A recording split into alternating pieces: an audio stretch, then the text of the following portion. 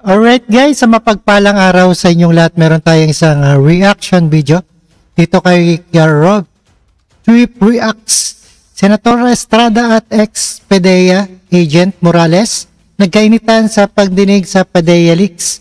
Ito ay uminit ang pagdinig sa Senado sa issue ng PDEA leaks matapos nagkasagutan sina Senator Jinggoy Estrada at dating PDEA agent Jonathan Morales. Samantala, dumipensa si Ronald Bato de la Rosa sa aligasyon sa hidden agenda na sinagawang investigation issue. At panoorin po natin ang buong detalye guys, no other further ado. Ang pinag-uusapan po natin dito ay yung investigation po na bakit tayo mo sa 2012. Lumilihis sa mga ang pinag-uusapan po natin dito ay yung investigation po na ginawa ko noong 2012. Lumilihis sa mga huwag kang lumihis. Bahagyang nagkainitan sina Senator Jinggoy Estrada at dating Philippine Drug Enforcement Agency o PDEA agent Jonathan Morales sa pagpapatuloy ng investigasyon ng Senate Committee on Public Order and Dangerous Drugs kaugnay ng umano'y nag-leak na PDEA documents na nagdadawit kay Pangulong Ferdinand Marcos Jr. sa illegal na droga. Ipinasusumite ni Senator Ronald Bato de la Rosa ang buong kopya ng CCTV video na inilabas ni Morales na usapan nila ni Romeo Enriquez na dating taga-PDEA at Eric Santiago na dating taga-National Police Commission. Nagpupunto yan. Nagkausap kami. Sabi ko kuya, nasa dinigit yan. Nag-aaway yan dito. Ito yung sinasabi na edited daw, pero totoo naman ito ni Morales. Okay? Huwag kang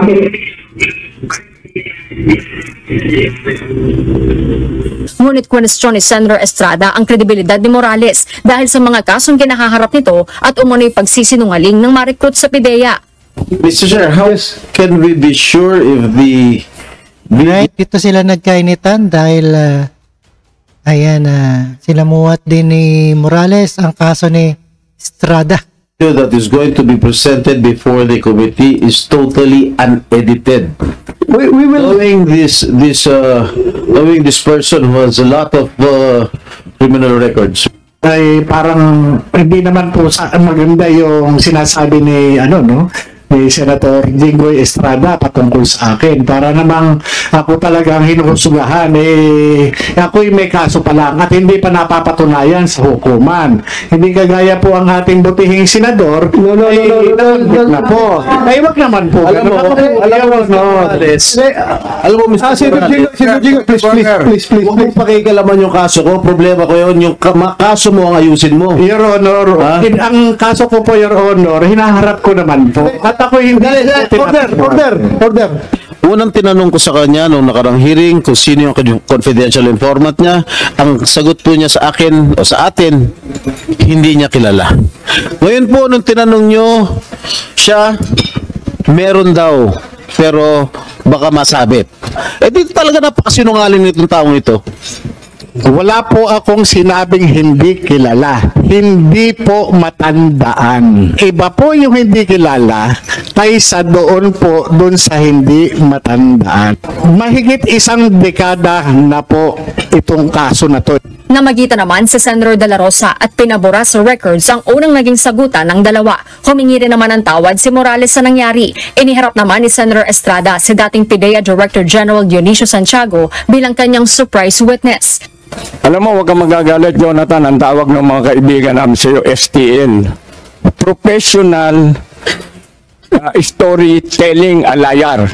Nanindigan naman ng PDEA na wala sa record ang sinasabing nag-leak na dokumento at hindi rin umano sinunod ni Morales ang standard procedure sa paghawak ng confidential informants. Samantala, ipapasapina naman si dating Executive Secretary Paquito Ochoa sa susunod na pagdinig matapos hindi makadalo matapos umanong magpositibo sa COVID-19. Binigyan ni Senator de la Rosa ng 1 linggo si Ochoa para makapagpagaling. Si Ochoa ang itinuturo ni Morales na umano'y nag-utos kay dating PDEA Deputy Director General Carlos Cadapan na huwag ituloy ang operasyon noong 2012. Kung hindi pa rin siya mag-attend, baka warrant of arrest will be issued by the Senate.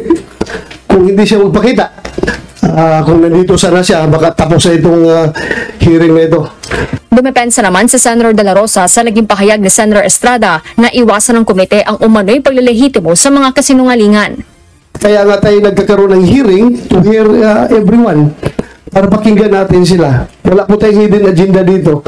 Kataya ko ang buhay ko dito sa hearing na ito as far as objectivity and neutrality is concerned. Naghain naman ng panukalang batas sa Senator Francis Tolentino na layong mapatawan ng parusa ang mga maglilik ng classified information. Isasagawa ang huling pagdinig sa umano'y PIDEA leaks sa May 20, 2024. Hordin Delgado. Alright guys, napakinggan po natin at napanood dito kay Rob Trip at Senator Estrada at ex-PIDEA agent Morales. Nagkainitan sa pandinig sa Senado tungkol sa PIDEA leaks. At maraming salamat sa panonood at pakikinig dito kay Rob Trip Reacts. At maraming salamat guys and peace out. Alright, thank you guys.